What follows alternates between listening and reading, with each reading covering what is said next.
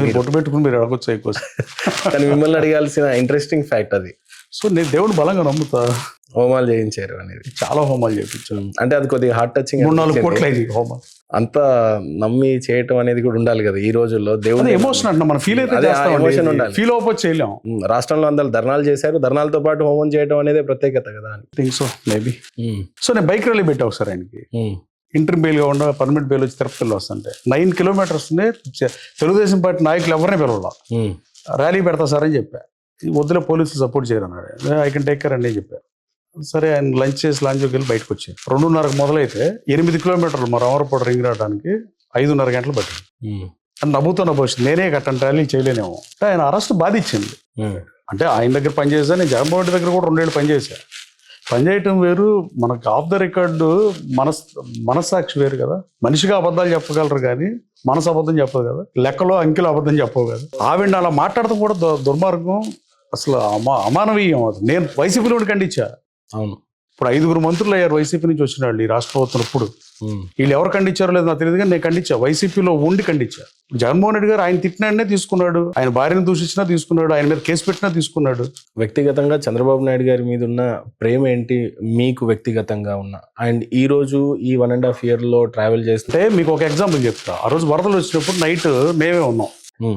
So 6 కలెక్టరేట్కి వచ్చి అక్కడి నుంచి 10 days అక్కడే ఉన్నాడు.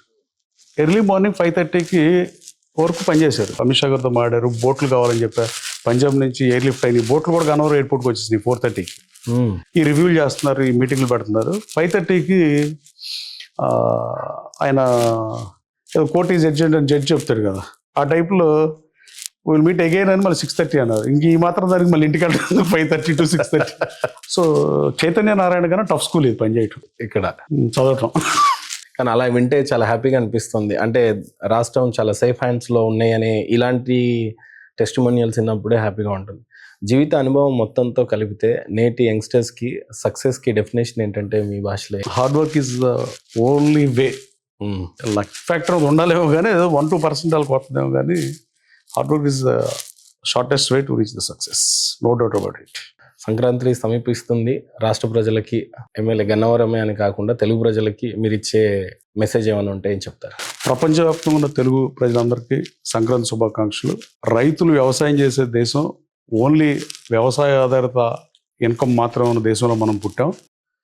కాటన్ బ్రిడ్జిలు కడతాం వల్ల నాగరికత నేర్చుకున్నాం. అలాంటి రైతు సోదరులు జరిపే పండుగ ఒకే ఒకటి సంక్రాంతి. దీనికేం దసరా లాగా ఇట్లాగా శాస్త్రీయత, ప్రాశస్త్యం, స్టోరీ, మిత్, పురాణం ఏం లేవు.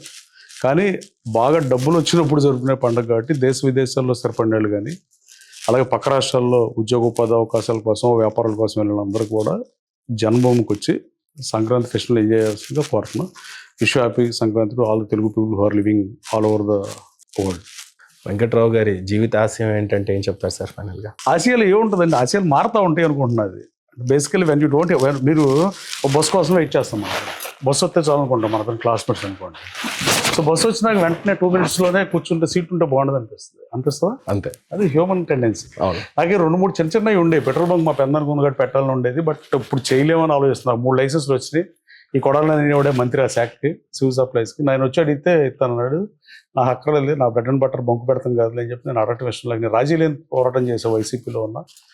పవర్ లేనప్పుడు అధికార పార్టీకి వ్యతిరేకంగా ఉన్నా తప్ప ఏ పార్టీ అధికారం నుండి ఆ పార్టీలో చేరే టైప్ కాదు, నా ప్రత్యర్థిలాగాను ఇంకోటిలాగాను. అలాగే సినిమా హాల్ కట్టాలని ఉండేది కానీ అవన్నీ ఇప్పుడు అయ్యే కాదులేండి.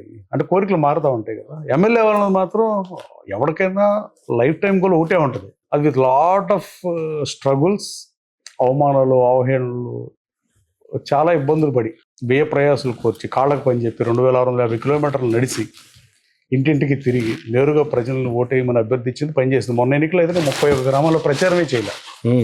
104 ఊళ్ళలో 31 ఊళ్ళో నేను ఎలక్షన్ క్యాంపెయిన్ చేయలే. నా తమ్ముడు, నా వైఫ్ వీళ్ళు వెళ్ళారు. అయినా గన్నవరం ప్రజలు నా చిరకాలు కోరిన 4 నియోజకవర్గం కాకపోయినా, వాళ్ళ ఊరు బిడ్డను కాకపోయినా వాళ్ళ సొంత ఊరు బిడ్డగా ఆదరించినందుకు శాసనసభ పంపించారు. కామ్రేడ్ పుచ్చలపల్లి సుందరయ్య గారు అండ్ మహానుభావుడు వెళ్ళిన గడ్డది. అలాగే కాకాని వెంకటరత్నం, ఉక్కు కాకాని వెంకటరత్నం, ఆయన జయాంధ్ర ఆ రోజే వచ్చి ఉంటే ఆంధ్ర సింగపూర్ని దాటి ఉండేదేమో అనేది పోల్చొచ్చు మనం. ఆ రోజున ఆయన ఒక్కడే మంత్రిగా పనిచేశాడు గన్నవరానికి. అది కూడా 1968 నుంచి 72 వరకు, దాదాపు 56-57 ఏళ్ల క్రితం పనిచేశాడు, 65 ఏళ్ళ క్రితం. ఆయన జయాంధ్ర మూమెంట్లో ఇక్కడ కాలేజీలో పిల్లల్ని కాల్చేస్తుంటే నా పిల్లలు చనిపోయిన ప్రాణాలు వదిలిన మహానుభావుడు ఆయన. అట్లాంటి వాళ్ళు పరిపాలించిన గడ్డది.